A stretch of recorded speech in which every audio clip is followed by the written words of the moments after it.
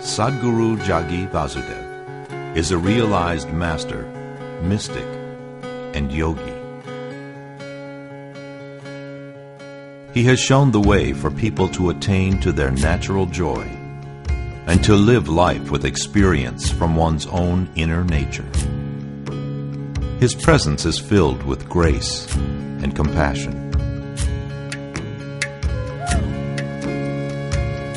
Sadhguru's scientific approach towards spirituality and work towards the upliftment of humanity have received accolades worldwide.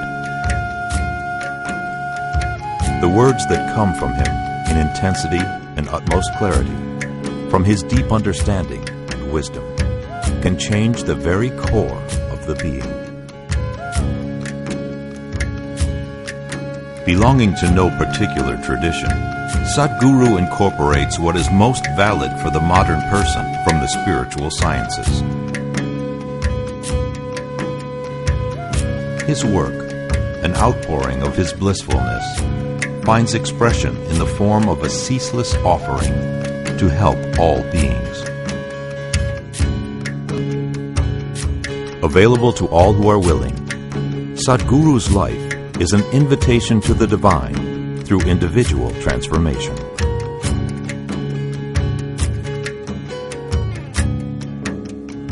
Welcome to the silent revolution of self-realization.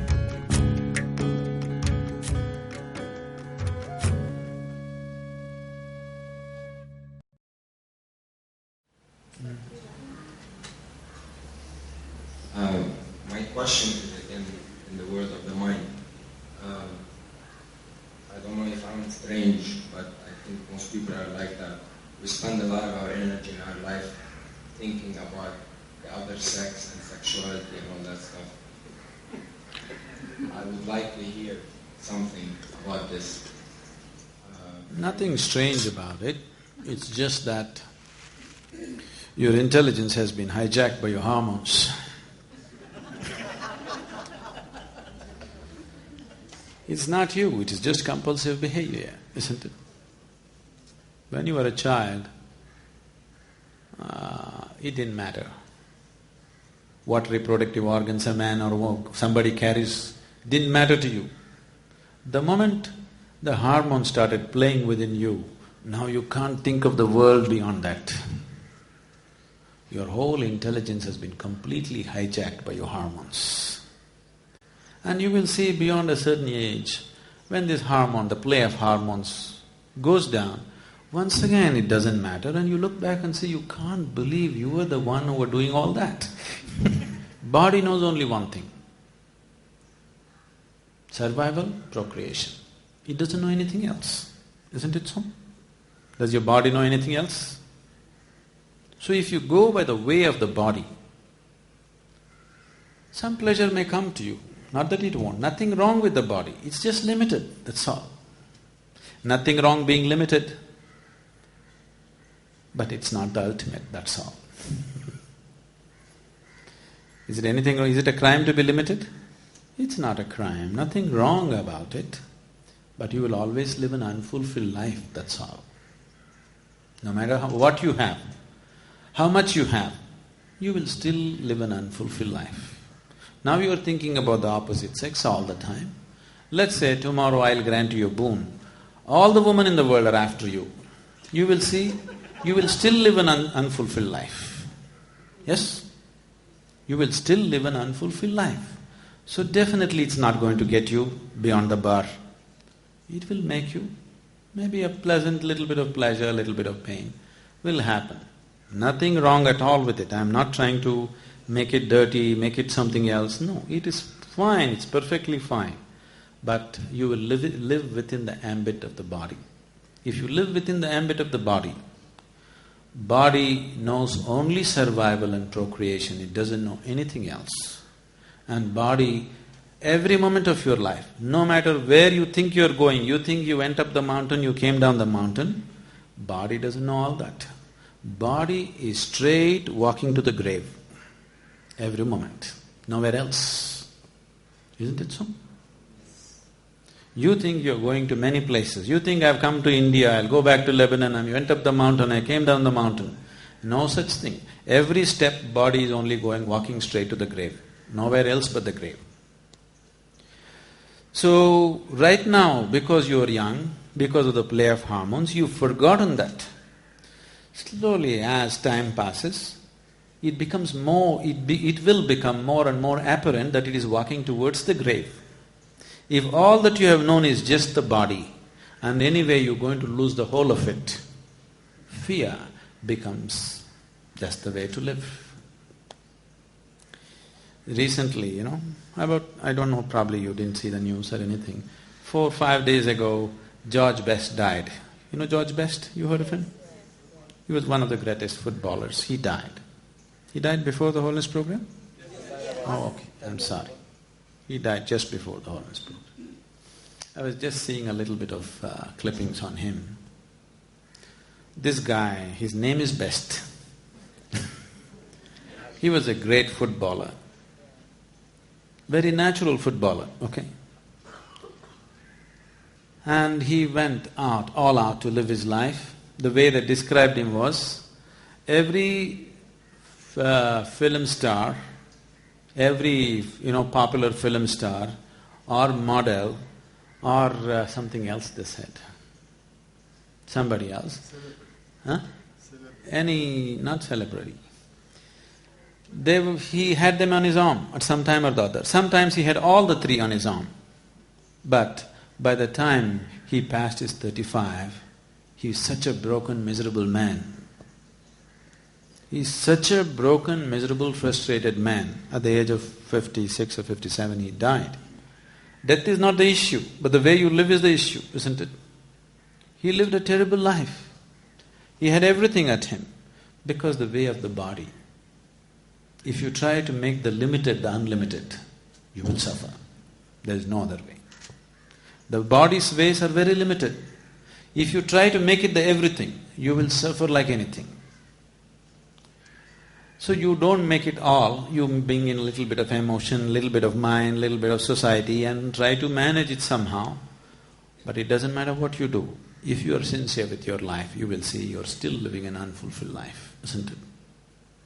So nothing wrong with the body, nothing wrong with the ways of the body. It is just very limited. It can only play that much role in your life.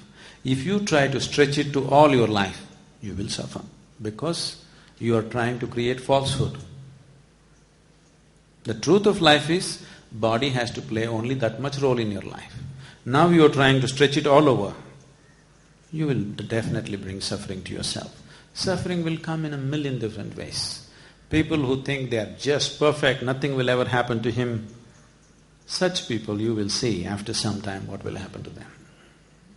Life has its ways to bend you and break you and knead you and grind you in a million different ways. In most unexpected ways it will do it to you.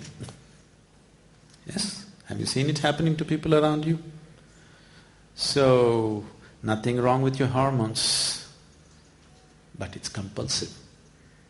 Once you live a compulsive life, you're living the life of a slave, isn't it? Yes? Do you want to be a slave? Something within you never wants to be a slave, isn't it so? There is something within you which cannot be a slave. Whether you are a slave to something or somebody or whatever. But once you are a slave, unknowingly, slowly you will become a long face.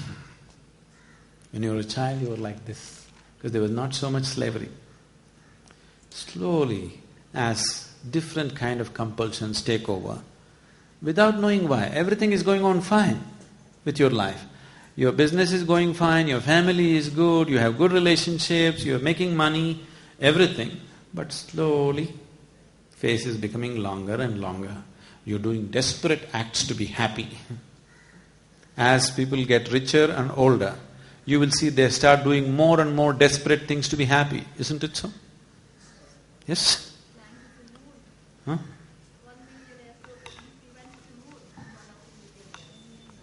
Oh, you have not seen the things they do on the planet. Forget about going to the moon. So, the more desperation comes because you're trying to make a small aspect of your life everything. It'll not work. And today especially, the culture is becoming like this, especially the Western cultures have made body into everything. Suffering is untold. Please see, for no reason they're suffering. Everything is well. Physically, everything is well. You can't think of more arrangement physically. Everything is well arranged. Healthcare, insurance, cars, everybody's got everything to do, but people are suffering immensely, where almost every second, third person is on some kind of medication just to maintain mental balance. That's not joy. Yes? Where you have to take a tablet every day to remain sane is not joyfulness, isn't it? Definitely you're on the verge of breaking down every day because you made a small aspect of your life the whole of life. That's all. Life is just taking its toll, nothing else. So don't go that way. Everything has to play that much role in your life, that's all. If you try to make it the whole, it'll not work. Please spread it around, don't give it in one place. Sadhguru, yesterday you were talking about we all came from nothing to this, nothing to something. Because there is something, nothing, something happened. And you are also talking about creative forces like creative force, maintenance force, and destructive force. And you gave a nice analogy of electron, proton, and neutron. And all these three forces you said, Brahma, Vishnu, Maheshwara. Then when you connect these things, like quantum mechanics or whatever, it makes sense. Yes, this is true. It appears to be true. But when we hear the stories, this Shiva and somebody is sending something to do, and Shiva is practicing this yoga, and I'm lost because up to that part I'm okay. Yes, this makes sense. But what are all these stories? It's history, it's not stories. See, because you have distorted the image of Shiva in your mind, you got a problem. He was just a yogi. In yoga, Shiva is not seen as a god. He is seen as the first yogi, Adi Yogi. Do you have one of the t-shirts, Adi Yogi? Nobody has? Please listen. Now, suppose, for example, just 60 years ago, Mahatma Gandhi was here. Mahatma Gandhi is a man, isn't it? But never before in the world another country or another man has managed this, that they were managed to send the conquerors out of their country without killing them or threatening them or blowing them to bits or whatever. Just peaceful satyagraha. Have you ever heard of such a nonsense? Now I'm telling you, you are very close to history. So you believe because your father is telling the story. I'm telling you, after 1,000 years, if somebody tells the story of Mahatma Gandhi, it's all pure nonsense. Till now we are okay, but now you're talking such nonsense, we won't believe you, they will say. Yes or no? Already people don't believe. Do you know this? Just one generation has passed. Already a lot of people don't believe it. They think the whole thing was just nonsense. How can it happen like that? But it actually happened. Millions and millions of people have witnessed it with their eyes, isn't it? Even when they were beaten, when their skulls were cracked, they didn't hit back, they just stood there. People witnessed this, isn't it? Yes or no? Yes. But I'm telling you, after 500 years, 1,000 years, if you tell this story, nobody is going to believe it. I told you, this is a dialectical culture. People express everything in the form of stories, everything in the form of symbolism, because that's the nearest way they can bring you to understanding. Now, you're trying to dissect two things at the same time with the same knife. It doesn't work like that. It doesn't work like that. That is a different aspect. This is a different aspect. This needs to be seen and experienced one way. That needs to be seen and experienced in a different way. What is ultimate and what is immediate is very different. When you talk about the ultimate, it's a different dimension. When you talk about the immediate reality, it's a different dimension altogether. So if you don't know the distinction, it is not a question of confusion, it is just total misunderstanding of life. Just because you have a little intellect, you think it is capable of grasping everything? It is not so. Let me tell you a story. Now you think you're very logical. Let me tell you the predicament of the person who is known as the father of modern logic. Do you know who he is? Then what's the point, your logic? You know who is the father of modern logic? Aristotle, you know. Aristotle is known as the father of modern logic. His logic is just perfect. His logic is like this, you will like this. What's your name? Huh? Aristotle? Oh. You also carry Shiva's name. Aristotle's logic is like this. A can only be A. A cannot be B. B can only be B. B cannot be A. Did we go through this? No? Is it perfect logic, Jagadish? You agree? A can only be A. Can A be B? No. Can B be A? No. A can only be A. B can only be B. This is perfect logic. This is Aristotelian logic. Now you are sitting here. Are you a man or a woman? If you go by the logic, you can only be this or that, isn't it? But what is the reality of life? Both the dimensions are there within you. Just a question of percentages, isn't it? That's how life is operating. That's not how logic is operating. Anyway, let's look at Aristotle's life. Extremely logical man, intellectually brilliant, no question about that. But tried to stretch logic to all aspects of life. And in many ways he was a cripple. One thing is, Aristotle's body never developed to its normal size. He was abnormally thin. So because of this, he used to wear 3 dresses, one over the other, just to make himself look presentable. See, if you're abnormally thin and you don't care, that's different. But if a man has to wear 3 dresses, one on top of the other, that's not a good state of mind, isn't it so? Yes? That's not a good state of mind. This is how he was.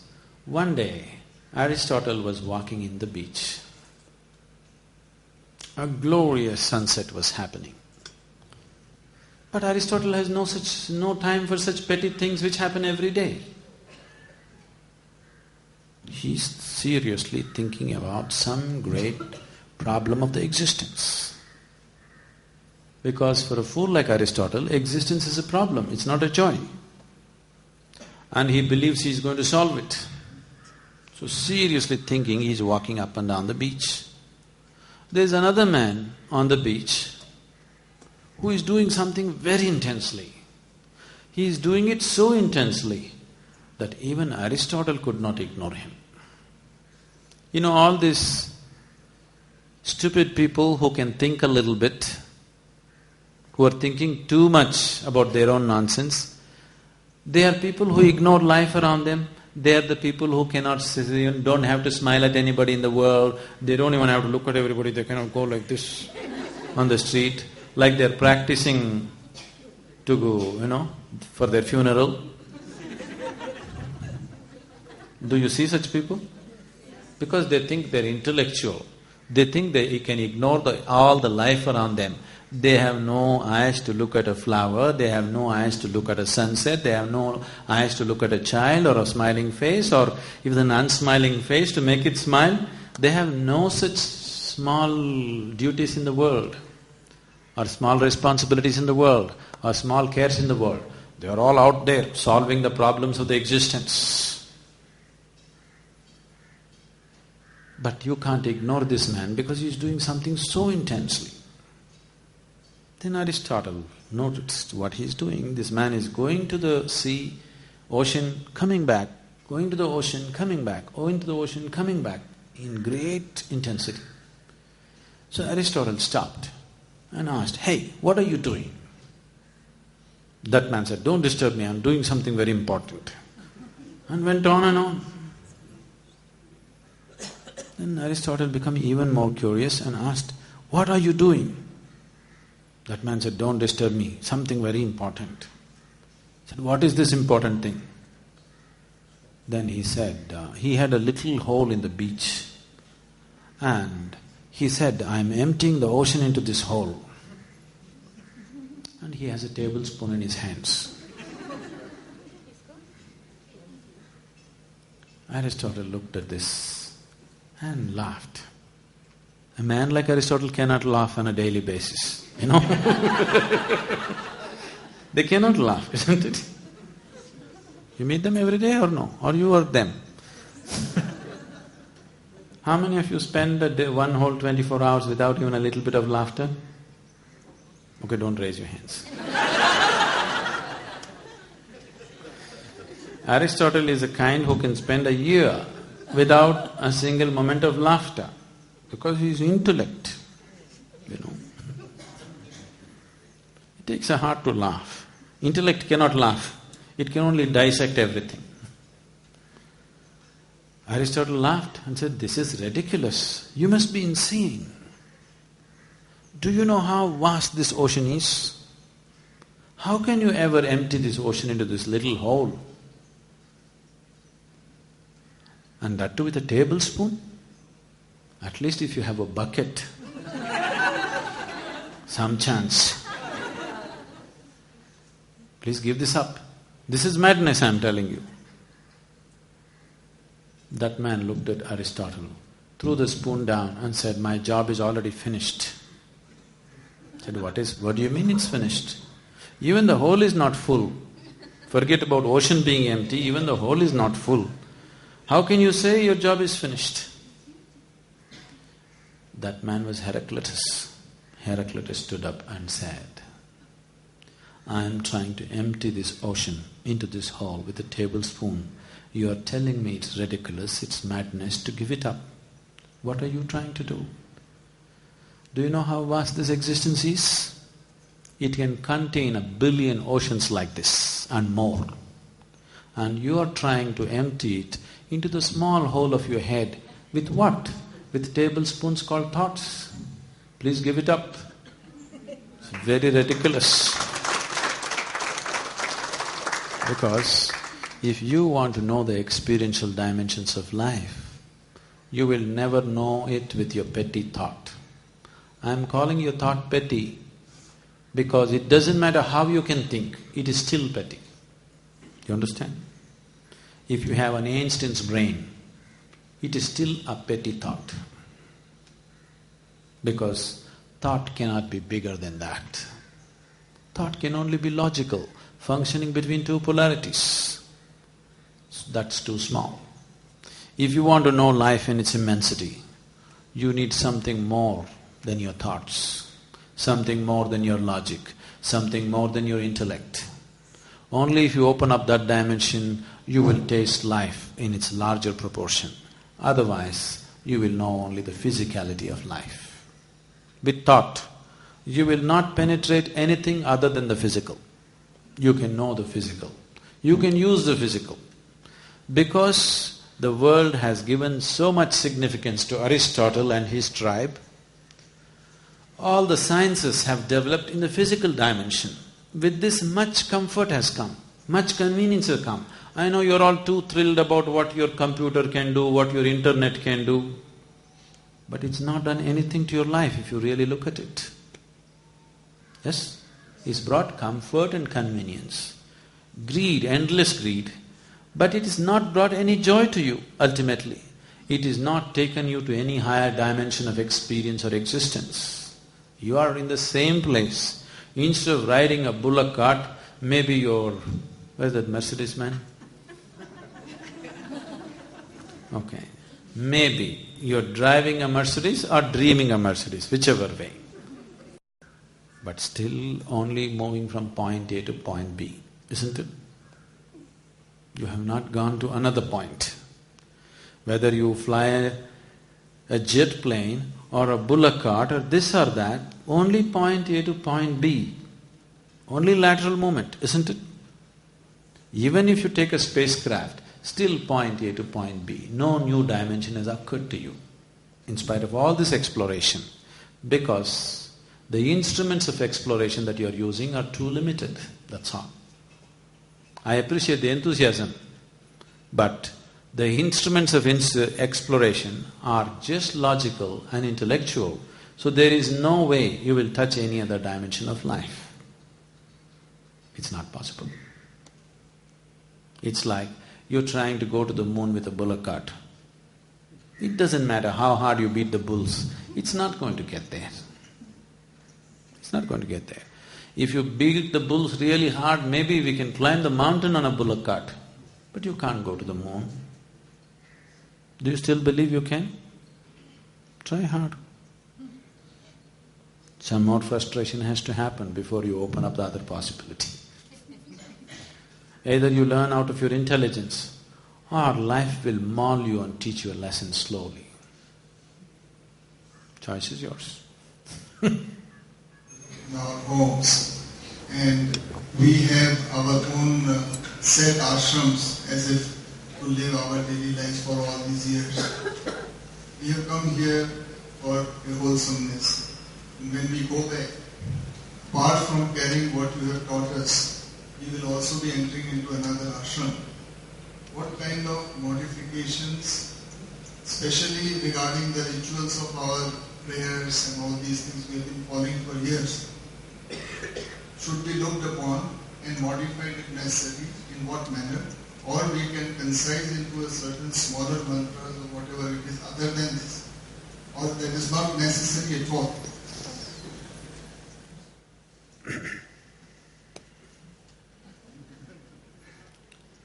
How can I tell you how to run the various other ashrams?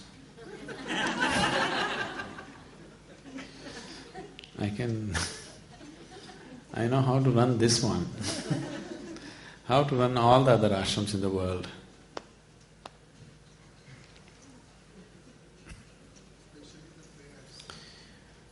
So, about the rituals that you're doing,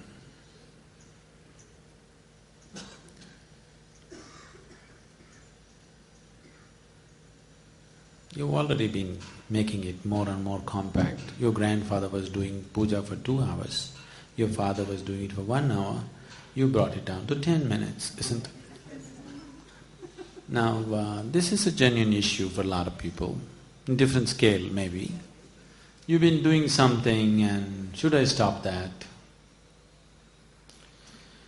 See, generally the family traditions, whatever you've been doing, is more as a tradition, not really as with an understanding of what it does to you. More because there's an emotional significance to it. Your father was doing puja to this photograph. You don't want to suddenly throw that away tomorrow morning. There's a certain emotion and family and stuff. You can keep them. Why you want to destroy all the culture in your house? Not necessary. But if it doesn't mean anything, there's no point continuing either. But if it emotionally means something, you can leave it there. There's no hassle about it. It's not going to harm you in any way, at least. It is just that it's better to invest time where you are doing things with more understanding and result-oriented sadhana rather than simply doing something. So generally all the mantras and preparation, one aspect of the mantra is it is being done for material well-being. People are doing various types of mantras to bring material well-being. What I would say is, when it comes to material well-being, it is better to equip yourself, to create that for yourself, rather than waiting for some other grace to descend upon you, because there isn't that much time in a lifetime. If you sit and, from the age of 20, if you start praying and praying and praying to God that you must become rich, become rich, become rich. Suppose it worked when you're 80. That's going to be an insult, no? At least if you die poor, it's okay. You didn't get the money when you need it. You didn't get the money to spend it. Now you're 80 and now it worked. And especially when you're 80, if you get too much money, everybody around you will wish you dead soon. Everybody will think, why this old bugger needs money, why doesn't he die? They may not express it, but people are thinking. In spite of themselves, many people feel guilty that they're thinking like this, but still they think, they can't help it. So their prayers may get answered.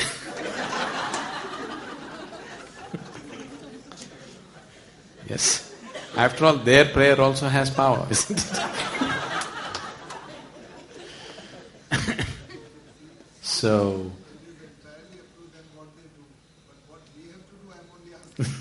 We'll come to that. So now, when it comes to material well-being, it's always best that you equip yourself to earn what you want, and it's no big deal, it can be done. If only if you equip yourself, if you don't clutter yourself with too much nonsense and greed in you, if you simply equip yourself, everybody can reasonably earn what they want, of course considering the social situations of that particular society. What is rich in one society and what is poor in another society is very different, isn't it? Yes? See, now the village that we went to, if a man earns 100 rupees a day, he feels quite rich. That's $2 per day. Do you understand? Not $2 per hour. You're earning what, $50 per hour? Even if you're just a laborer somewhere else? $2 per day, he feels quite great. If he earns $4, he's super rich.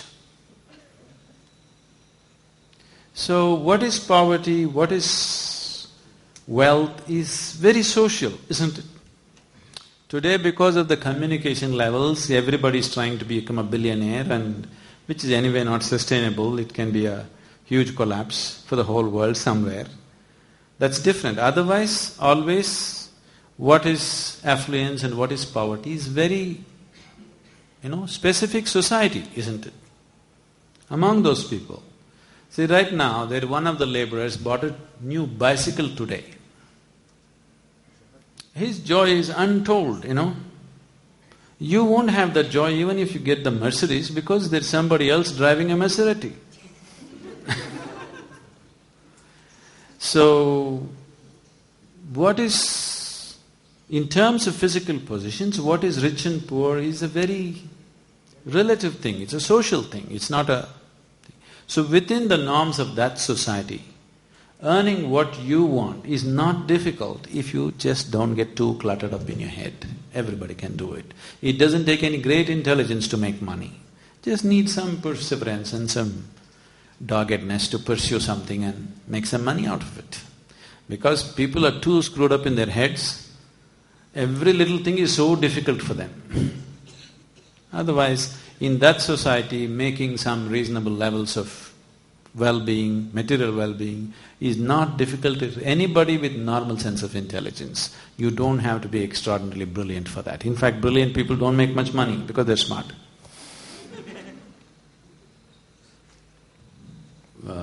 Irene was asking about my travels. I said I travel everywhere in the world without even $1 in my pocket. I don't have a single dollar in my pocket. I go to any part of the world without any problem. And I've been having a credit card that somebody got me. In the last 6 years, I have not used it even once. It never occurred to me that I must get into credit, nor the requirement came. Always something will happen around me, So, isn't it very smart to live without money?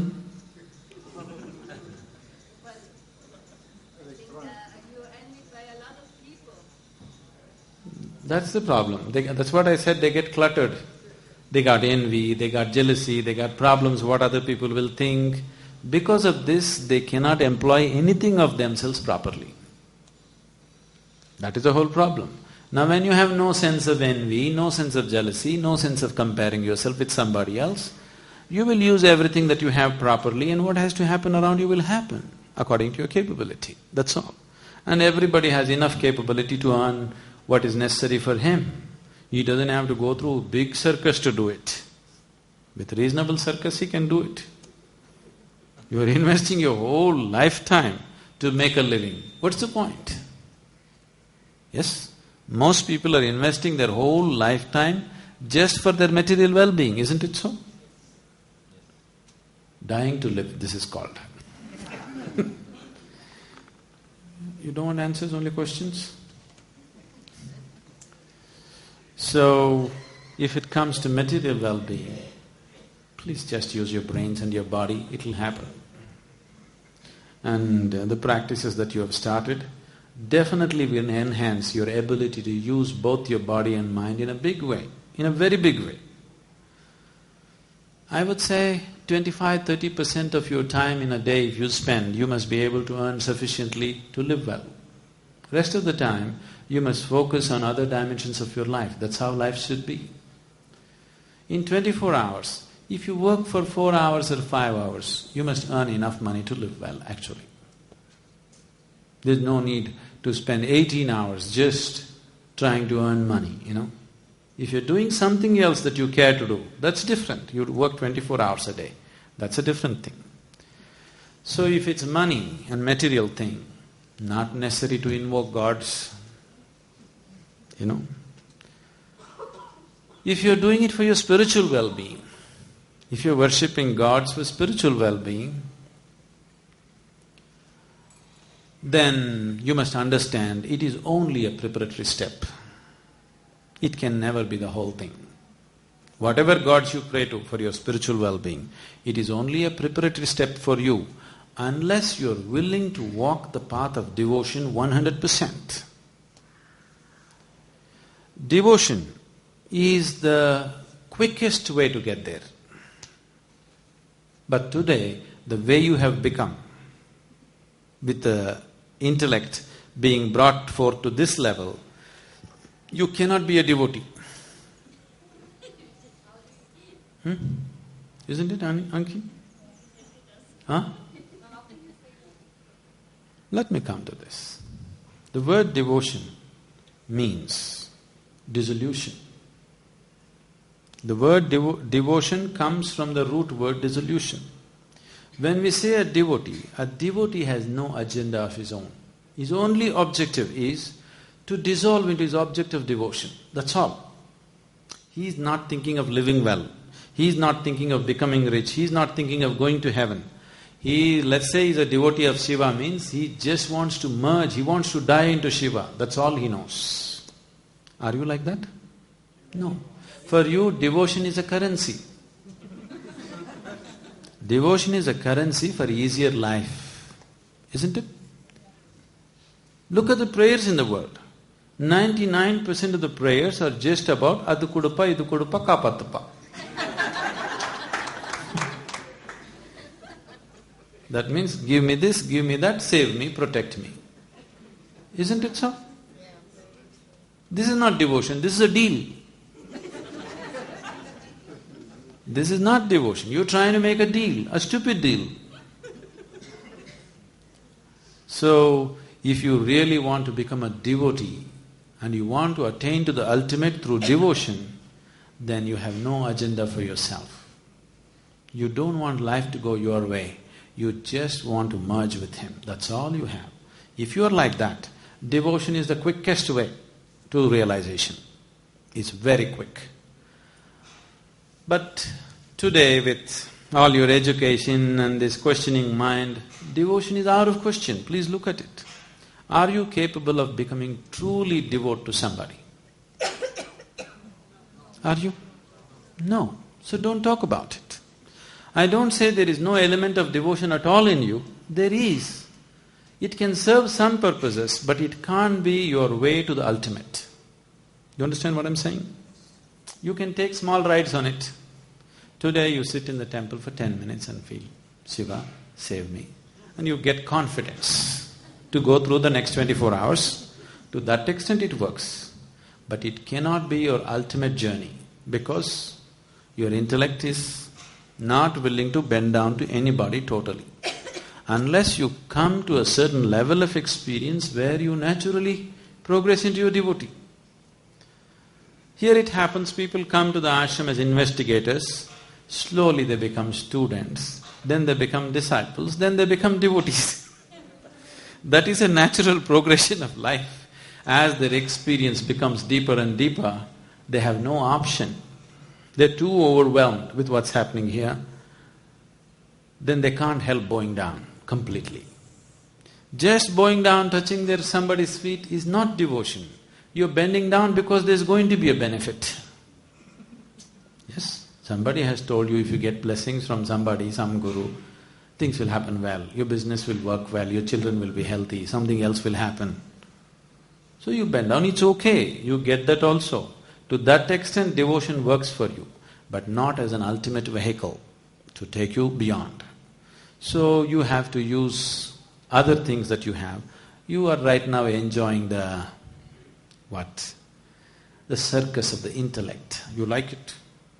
If you think of something, you feel great. Yes? What you think of is nothing new because it's always there in nature. If you just had eyes to see, every damn thing that you discover has already been there, isn't it? Yes. Suppose you discover something today, you get very thrilled, isn't it? You spend your life, your whole lifetime just under that thrill.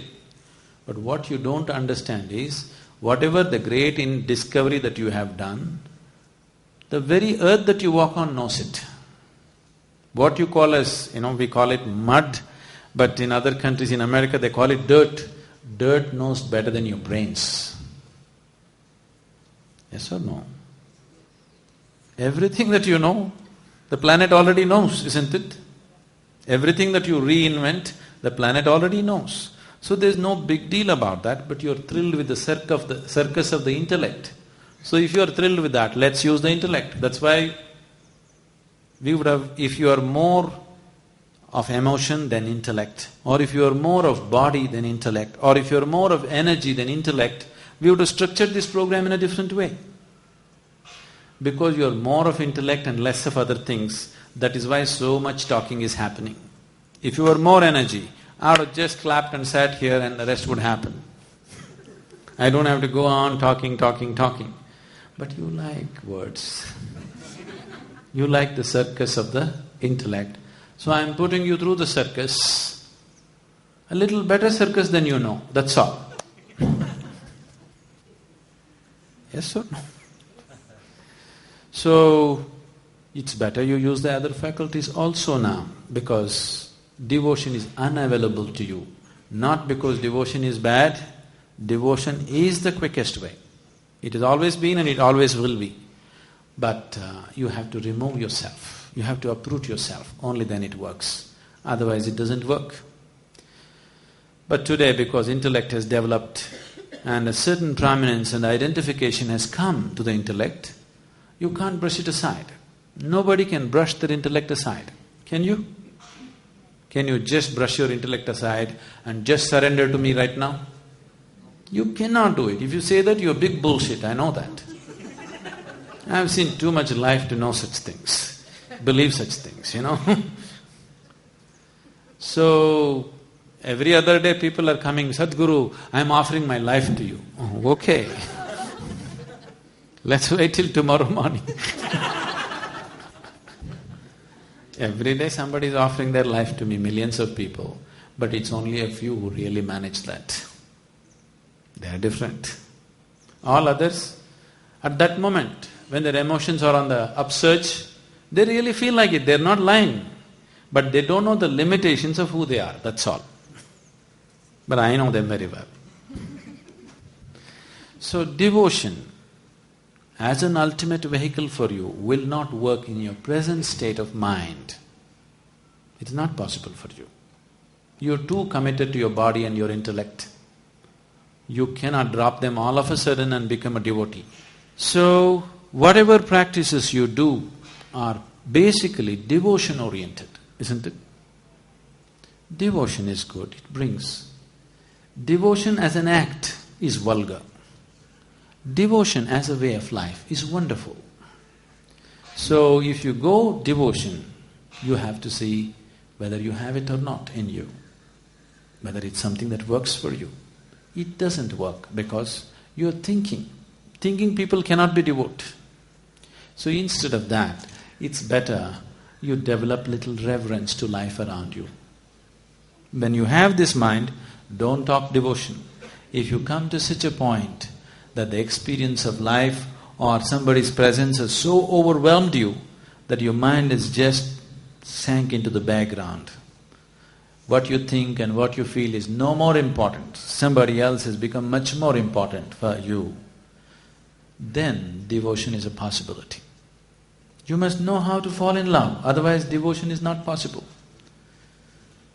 You must understand the English expression, falling in love is very significant. Because you can't stand in love, you can't climb in love, you can't fly in love, you have to fall in love. That means who you are should fall, only then it'll happen. So if you are a lover, a true lover, that means you are not important. What happens to you is not important. Only then devotion is a possibility. Then it's a very quick path. It's the quickest. You are my perfect mirror, you show me what I'm not. In the endless pit of what once was me, layer and layer you peel off me. The pain it is, but the joy it brings. So thank you for showing me what I'm not, for showing me what I could be.